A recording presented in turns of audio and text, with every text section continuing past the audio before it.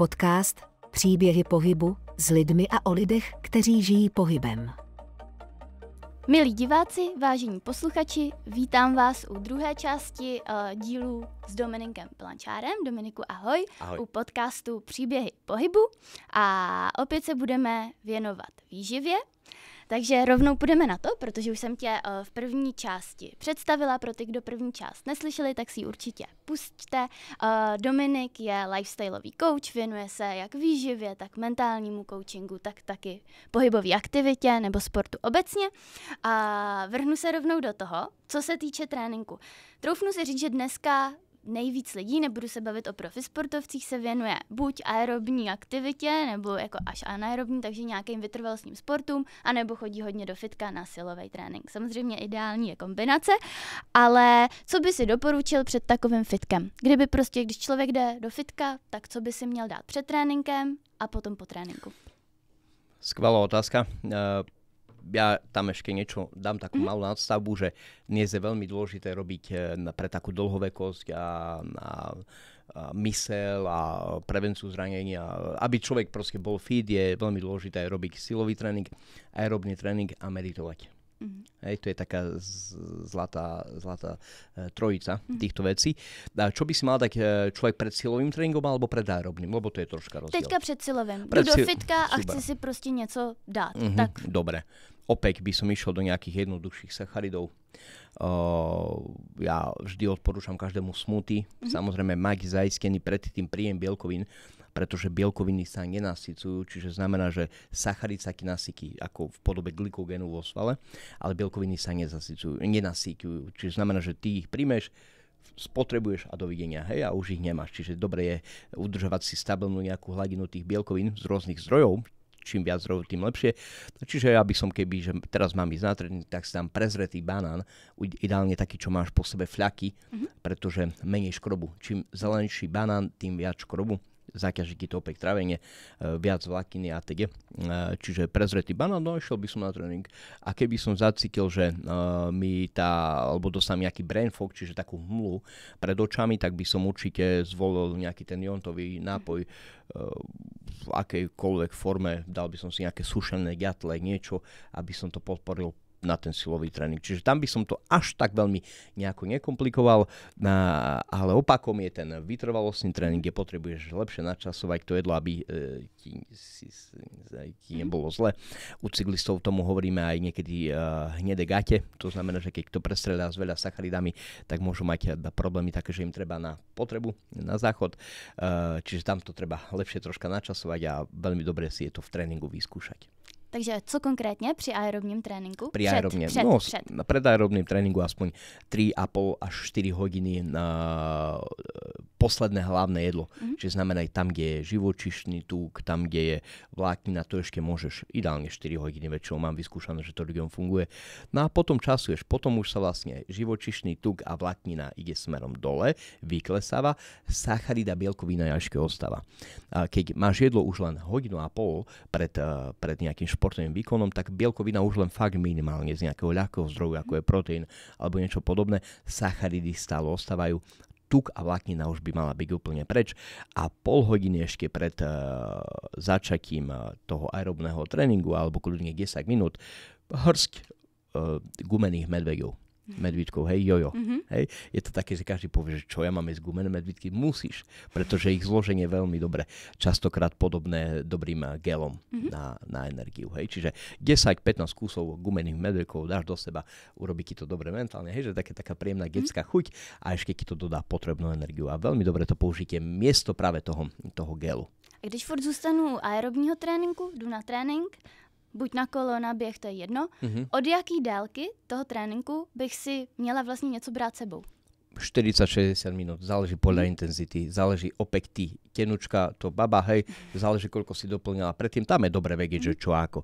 Veľmi odporúčam hydrogely, od takej, nechcem menovať značku, ale sú to také čierne hydrogely, jedno sú s kofeínom, jedno bez, sú troška drahšie, ale sú veľmi dobré, nespôsobujú ľuďom traviace ťažkosti a problémy. No a ja vždy hovorím, že po 40 až 60 minútach by si mala doplniť aspoň tých 50 gramov sacharidov, čiže 2 napríklad takéto gely, hej. A to máš oskúšený, že nespôsobujú trávicí problém? No, paradoxne, neviem, či tú značku poznáš na M. Neviem práve. Tak paradoxne, to je hydrogel, hej, že má aj dobré zloženie. A oni si robili aj takú štúdiu a celkom mi tá štúdia príde taká prehľadná, dobrá. Samozrejme bola zaplatená, ale dáva to tam nejakú relevanciu a nejaké opodstatnenie, že určitá kombinácia fruktózy, glukózy, blablabla, telo ti vie prijať toho gelu viac, keď je namešaný v dobrom pomere. Ako keď zoberieš len maltodextrin, ako keď zoberieš len nejaký fruktozový sirup alebo len nejaký glukózový sirup, že tie pomery tam je to veľmi dôležité. Takže by sa ho nebál použiť na závod i bez nějakého předchozího gut tréninku nebo něco takového? Ne. Ako, aj keď tu príde, ja neviem, pani Hana, a že ona si ide zabehať maratón a troška by som sa, lebo takto ja už rátam, keď už chodíš na maratón, tak už máš s tým nejaké skúsenosti, hej. Tak to je, ne, každej si myslím, právě proto se ptám, to je pravda. Aby to nevyznělo tak, že teď doporučujeme černý gely bez nějakého Chápem, rozumiem, no dobre, tak v takomto prípade, ak máme byť, že taký, že hej, že jasné, chápem, trénovať, natrénovať si to, ale jedine v tomto prípade vyskúšať minimálne. Dobře. A po tréninku? Co po tréninku? A dostávám se k tomu i trošku k otázce. Existuje tam to 30-minutový okýnko, kdy je potřeba doplnit bílkoviny? 30-minútové okienko tam neexistuje, pretože to anabolické okno trvá oveľa dlhšie, niekoľko hodín. No, ale ja vždy odporúčam každému doplniť po športovej aktivite hneď ideálne proteínový prášok, ideálne v CFM kvalite z 1 až 2, 3, keď niekto ťažší banánmi. Prečo? Pretože, hovorím, bielkoviny sa nenasycujú. My veľmi dobre vieme, že veľa ľudí má problém ujesť dostatočné množstvo bielkovín. Každý je väčšinou poddimenzovaný s tými bielkovinami. A keď z toho sa urobí taký zvyk, že si vždy po tréningu dáš ten proteín a ten banánik, tak vieme, že si navýšiš tie bielkoviny. Ono sa ťa to až tak veľmi nezasytí, čiže pôjde do teba to veľmi rýchlo. Doplníš stratenú energiu v podobe sacharidov, čiže z toho banánu, kde je navyše sódik, draslík, skvelé, to chceš na tú regeneráciu a vieme, že to tam je. Ak si do toho pridáš ešte 5 gramov kreatínu, tak máš perfektný mix a vieme, že všetko dáš. Samozrejme, ten kreatín je úplne jedno, kedy do seba dávaš, pretože sa nasycuje, ale urobiť si z toho také pravidlo, ten zvyk, tak vieš, že si zabezpečíš tie veci, nič nevynecháš a potom nebudeš večer pozerať do tabuliek, ty vole, chýbajú mi bielkoviny. Čiže ja som rád, keď to tam je. Môžeš tým len získať. Hej, v podobe, tam sa môžeme baviť o nejakej synergii a IGF-1 faktore, že sa zvýši, keď príjmeš servátkový proteín a so sacharidmi, hej, tak ten rastový faktor sa tam môže navýšiť. Čiže viac môžeš toho získať, ako stratiť. Dobře. A ještě se vrátím zpátky před trénink.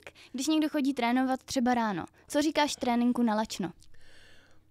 Bielkovina by tam nejaká mala byť, pretože trénujú na lačno z môjho pohľadu fakt len amatéri. Ja nepoznám človeka športovca, ktorý by mal relevantné a dostačujúce informácie ohľadom športovej výživy a trénoval by na lačno. Za mňa je to už také troška za zenitom, pretože my vieme, že pre telo je dôležitejší tuk ako sval kvôli zachovaniu životných funkcií a teda. A ty keď ideš behať, hej, teplo, ten tuk je potrebný pre nás. A ty keď ideš behať na lačno, tak sa stane to, že ako náhle vyčerpáš ten svoj svalový glykogén, telo začne používať ako zdroj energie sval v podobe bielkovina, aminokyselín podobne. Hej.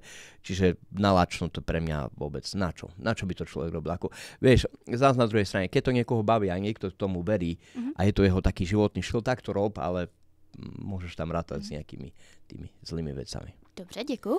A zmínil si několikrát už během tohohle podcastu i první části kreatin, takže se nabízí otázka, co si myslíš o kreatinu a trošku by mě zajímalo i, co si myslíš o kreatinu pro ženy, protože setkala jsem se během sportu s názorem, že pro ženský kreatin není. Asi si myslím, že to vyplývá zejména z toho, že se to pojí trošku s nadbytkem hmotnosti a to je moje otázka. jak sme sa bavili o tom kritickom myslení, je jedno, čo ja si o kreatíne myslím, čo si o kreatíne myslím. Kreatín je najviac prebadaný a najviac preskúmaný doplnok výživy ever. Neexistuje viac preskúmaný doplnok výživy ako práve kreatín. Kopu štúdií ukazuje, že negatívne účinky nejaké kreatínu ani pomaly nie sú. Vypadávání vlasů jsem se setkala. A to je na úkor DHT, to je troška iný spôsob. Áno, môžu, hej, a to je podobné ako keď povieš niekomu, že nedávaj kurkumín, lebo máš plešku na skalpe hlavy a tým človekom môže kurkumín spôsobať troška takú malatnosť, nemusia sa cítiť dobre.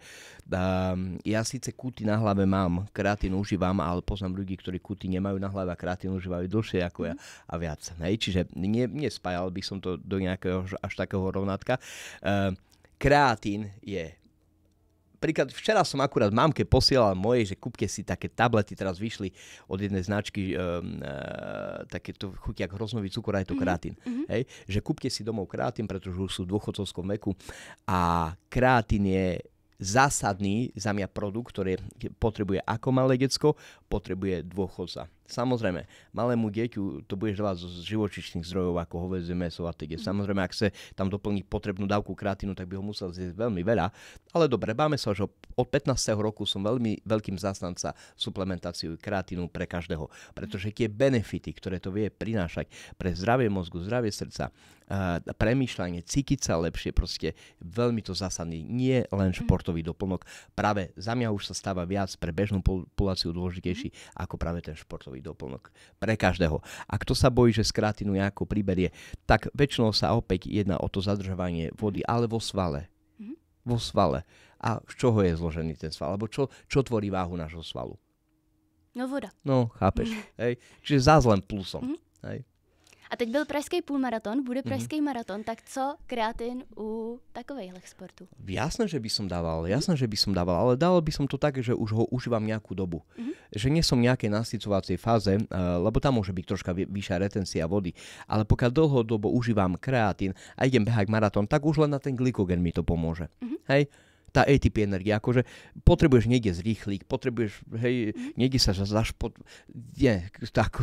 takto. Kreatín úplne každému. A hneď si zajtra si ho chodí kúpiť. Dobre. A ideálne vo forme Creapure. To je jedna taká značka, ktorá balí to pre ostatné značky a Creapure sa zdá byť najčistejšia nekontaminovaná forma toho kreatínu. Čiže keď už niekomu odporúčam, tak Creapure. Takže máme už první doporučení, nebo už jsme jich měli několik, ale první konkrétní. A co BCAčka? Vieš, BCAčka je také, že ešte stále to niektorí ľudia kupujú. A ja hovorím, že stále tu máme ľudí, ktorí veria na plochozemci, čiže tak by som to ako nejako dal a teraz úplne bez randy BCAčka nie sú, vieš, niekto povie, že sú úplne na nič, nie sú na nič. Pokiaľ máš dostatok bielkovín zo všetkých zdrojov, tak keď tam navýšiš o tie paru aminokyselín viac, tak to troška zvýši, ale vyhodené peniaze tu sú z jediného spôsobu alebo z jediného názoru a to je to, že si volíš kúpiť servátkový proteín, kde sú všetky aminokyseliny, ktoré ty potrebuješ, volíš si kúpiť EAA aminokyseliny, kde je opäť celé spektrum tých aminokyselín, pretože keď máš to spektrum aminokyselín, si to predstav ako taký náhrdelník, kde sú rôzne tie gulky, tu je jedna aminokyselina, leucin, valin, izoleucin. A keď jedna chyba, tak ten reťazec sa preruší a už to nemá ten význam tých bielkovín, ako by malo, hej. Čiže BCAčka vôbec to... Dobre. Ani pro malé deti, ani pro dospelých. Na čo? Keď, hej, tam máš kopu ďalších zdrojov, ktoré vedia byť prospešnejšie. Fakt, na čo? Nemá to zmysel. A teď se přesunu. Pořád zůstanu těch věkových kategorií, co jsme načali, ale normální výživa, klasická každodenní výživa.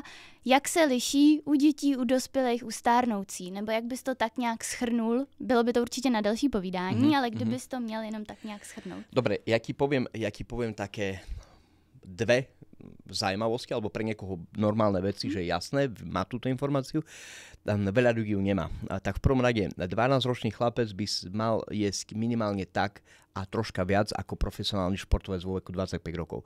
Pretože vývoj kosti, vývin mozgu, vnútorné orgány a teda, hej. Ale veľakrát sa stáva, že tie malé deti sú fakt poddimenzované v tej výžive. Ale to aj športovci vedia byť veľakrát poddimenzovaní. A ďalšia vec je tá, že napríklad príjem doplnkov výživy pre profesionálneho športovca a pre človeka v dôchodcovskom veku by mal byť približne rovnaký. Samozrejme, dôchodca nemusí brať beta-alanín, hej, to zase nemusí na zníženie vnímania bolesti alebo laktátu a ďalších vecí, čo má beta-alanín. Ale ide o to, že športovec rýchlejšie doplnky výživy a stopové prvky minerály spotrebúva, ale ten dôchodca ich horšie príjma, vstrebáva.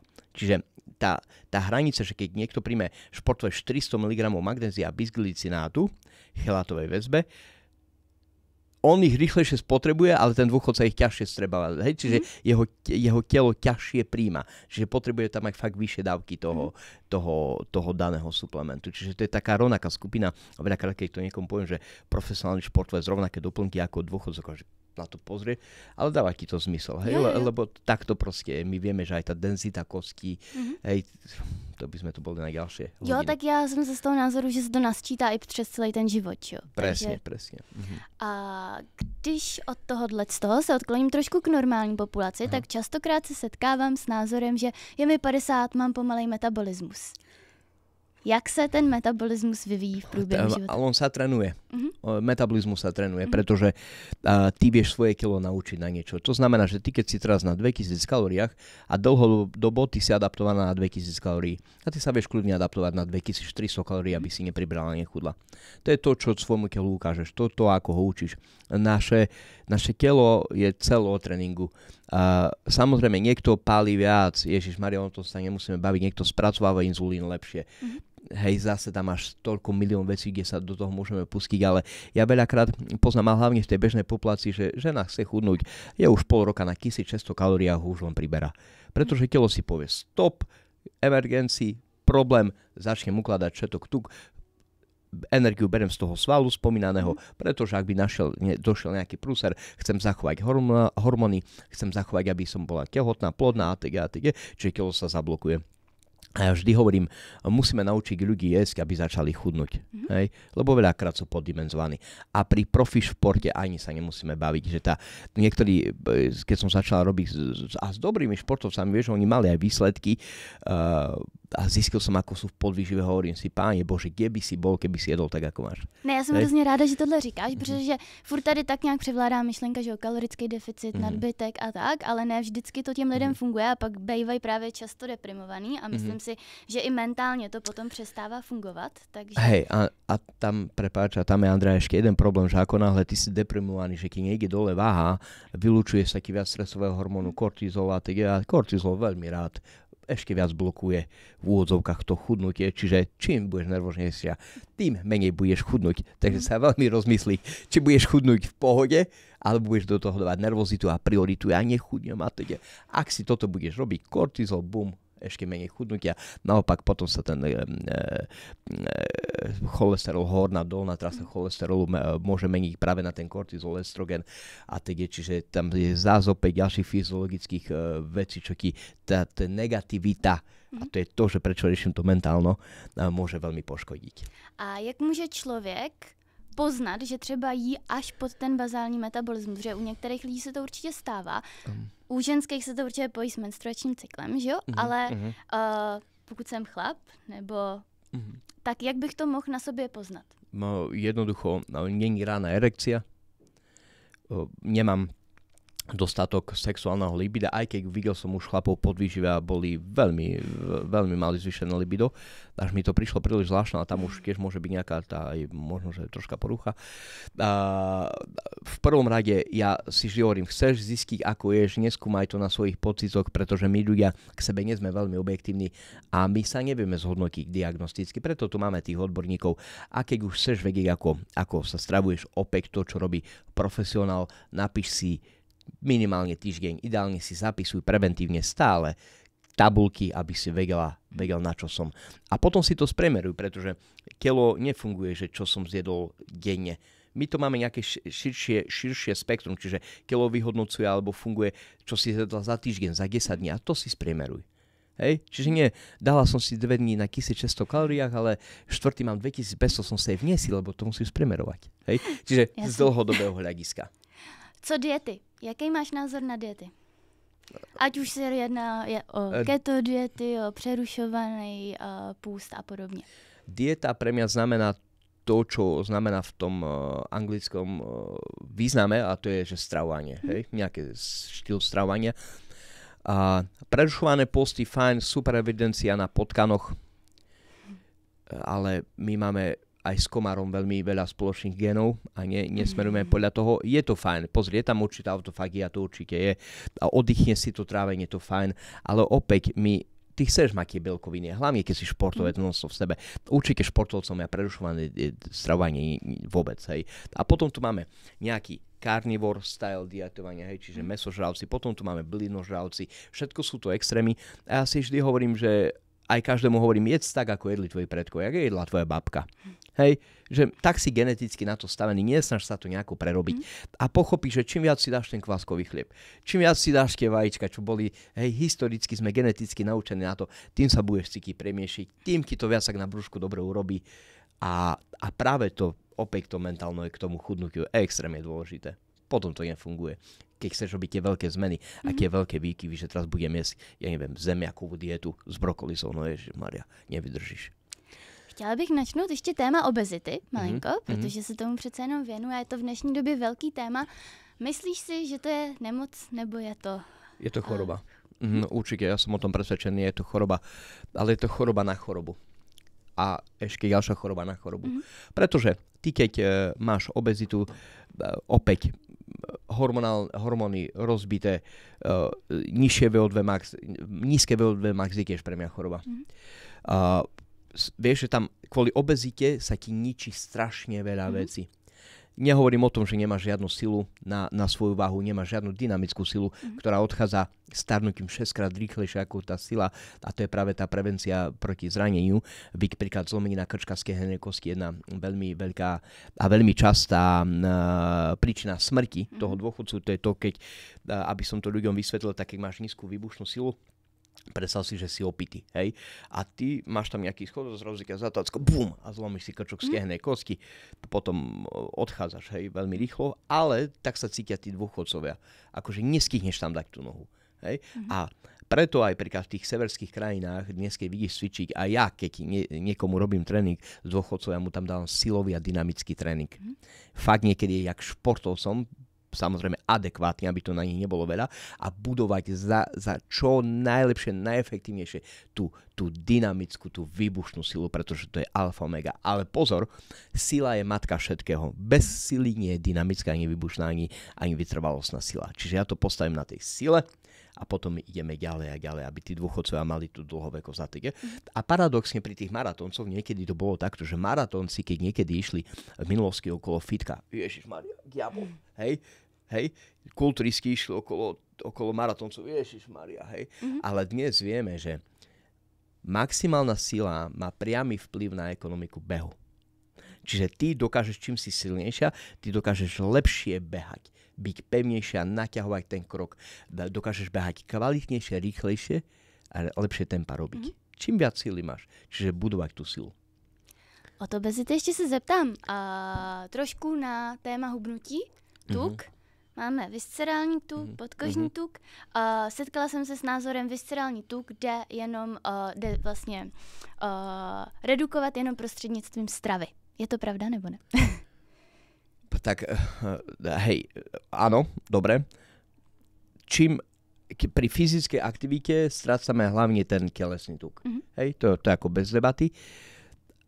A máme tu prípady, že niekto má fakt maličko tuku telesného a má veľa viscerálneho tuku a môže to byť spojené práve s týmito stravovacími návykami. A to jednoducho, vieš, viscerálny tuk vlastne obaľuje tie naše vnútorné orgány, hej. A tam sa veľmi to zaujímavá otázka, na ktorou som sa úprimne ja takto nezamýšľal, že čo, lebo hej, keď robím s tým človekom, nastavím mu stravu a tréning a na tých dátach vidím, že ide jedno aj druhé dole, ale máš veľkú pravdu v tom, a je to veľmi dobrá informácia, ktorá dala opäť impuls na nejaké vzdelávanie v tomto smere aj mne teraz práve, presný proces tohto fungovania, že prečo je to tak. Pretože áno, fyzická aktivita spaľuje prioritne ten telesný tuk.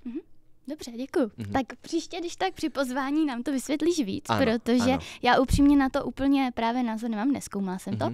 A chtěla bych se ještě zastavit trošku u toho mentálního tréninku nebo psychologie, co to vlastně obnáší. Protože myslím si, že to je nejvíc taková přinejmenším mě neznámá.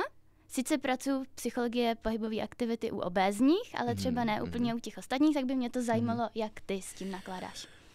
Ja vždy hovorím, že sa dá hlava dokázať, čo robí pri športe, pri biznise, pri domácich vzťahoch a vzťahoch takých, pretože všetko je o vzťahu, tak je nad výživu, je nad tréning, je nad všetko tá hlava.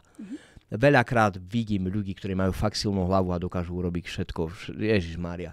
Vieš, hej, že tá pozitívna mysl, tá sila tej hlavy, kedy niekomu sa láme a niekto ešte ostáva prítomný, je veľmi, veľmi dôležitá. A toto uvedomenie si tohto problému alebo tohto faktu, ktorý je, a veľa ľudí to určite dá za pravdu, ktorí športujú, že je to proste tak to ma donútilo vlastne riešiť tieto mentálne veci. A to je spôsobom, že opäť si naštuduješ nejaké knihy, ako postupovať v mentálnom coachingu, typy osobnosti, čo na koho ako funguje, čo nefunguje, čomu sa vyhnúť, kedy dať ten správny nápad, kedy nedať. No a tomu som sa začal proste takto venovať, skúšať, super, niečo vyšlo, niečo nevyšlo, ježišmaria, problém, hej, zachraňuj, hej. Podobné, niekedy to z začiatku bolo, že troška pokus omyl, ale všímam si jednu vec, že s tým človekom už keď len cíti z teba, že sa o neho zaujímaš a že s ním tieto veci preberáš, už to je pre neho mentálny coaching. Pretože napríklad ja som prvýkrát mal s terapeutkou sedenie pred 3 rokmi. A vždy som si hovoril, ja to nepotrebujem, ja som self-made, ježišmária, všetko dobre. A za mňa to bola tá najlepšia možná vec. A uvedomil som si, že tá terapeutka ma prakticky len počúva. Hej, sem tam príde nejaká rada, tak akurát daná rada, že ti to nepríde, že obrana, hej, že dáš takto ruky, tak akurát smerovaná rada a po tej hodine si akože celá nadšená, že wow, že aké to bolo super. Hej, čiže ono veľakrát si stačí len niekoho vypočuť, dať mu tam, lebo ty musíš dať nejaký názor, nejakú radu, ktorá mu dáva zmysel, ale to sa dozvieš až z toho, keď budeš počúvať. Čiže za mňa je alfa pri mentálnom coachingu počúvať. Hej? Jak často bys doporučil tyhle konzultace? Protože máme doporučení na pohybovou aktivitu, víceméně i na výživu, tak jak často mentální trénink? Mám tenistu, s ktorým volám každý večer pred zápasom, koho sme dostali, s kým budeme hrať a ideálne ešte v deň zápasu. Hej? Čiže je to veľmi ťažko povedať. Niekoho viem, že nasmerujem, namotivujem, ja neviem, týždeň pred zápasom alebo pred nejakým turnajom a viem, že bude fungovať. A včera akurát som riešil s jedným mojim klientom, že tam mal nejakú kontrolu, tak tam tiež musíš ísť troška ako z nejakej inštitúcie ohľadom faktúr, tak tiež tam troška musíš ísť tým mentálnym coachingom, aby si ho dala do normálu. Pretože ty, keď ho dáš do normálu, ti nebude dobre dodržavať jedlo, nebude ti dobre dodržavať ten biohacking, že spánok a tak je, zase vyplavený kortizol, čiže ty ho musíš nejakým dobrým spôsobom ovplyvniť na to, aby to pochopil, že to je úplne bežná vec. Tak napríklad taká úsmevná vec, že včera som mu to pripojil, že prirovnal, to je ako STKčko, že ideš s autom na technickú kontrolu a zrazu neprejde, no tak nič, len ho daj dokopy a prejde. Tak takto, nesťažuj si to. Tie papiere doložíš, máš ich, super, mám ich, skvelé. Tak len ich dolož, to je celé, čo musíš robiť. A buď rád, že raz za 2 roky ti príde nejaká tá kontrola, pretože niekomu chodí každý mesiac a ja som tiež ten typ, ktorému jeden čas chodila skoro každý mesiac. Hej, a nebol vysmiatý, pohodičke, hej. Samozrejme, že to bola troška dlhšia debata, ale týmto štýlom, že proste poukázať na to, že to nie je až také, vieš, hej, že tie mentálne veci sa takto riešia. Napríklad mal som jednu klientku, Petra Štolbová, vaša olympionička, ktorá dotiahla prvýkrát na olympiádu české taekwondo, veľmi šikovná baba. A ja keď som s ňou raz tak sedel a preberal som aj tieto mentálne veci a pýtal som sa jej, ako vníma súperky svoje. Ona, tak mi to je jedno, stejne musím poraziť každého, když sem byť prvá. Chápeš? Ale potom máš iného človeka, ktorý povie, no ty vole, ale ten bol 2-krát na olympiáde, ten toto, s tým som prehral a už začne tie blbosti riešiť. A napríklad aj keď im povieš túto hlúposť, zjavne hlúposť, ale pritom pre mňa veľmi silnú vec, že keď chceš byť prvý, aj tak musíš poraziť každého. Tak človek zrazu toho supera, čo stojí oproti nemu, neberáš tak vážne, len cez neho musí prejsť. Hej? A to sú tie také mentálne práce, samozrejme troška dohlbšie, troška emocionálne. Niekto, kto je veľmi citlivý, rozprávaš ináč, s narcisom rozprávaš ináč, s egoistom rozprávaš ináč, s submisívnym človekom rozprávaš ináč, ale takýto štýl. No. Já myslím, že tohle je hezký moto, se kterým skončit náš podcast. Máš ještě něco, co bys chtěl vzkázat divákům a posluchačům? a chcete byť prvý, musíte porazit každého.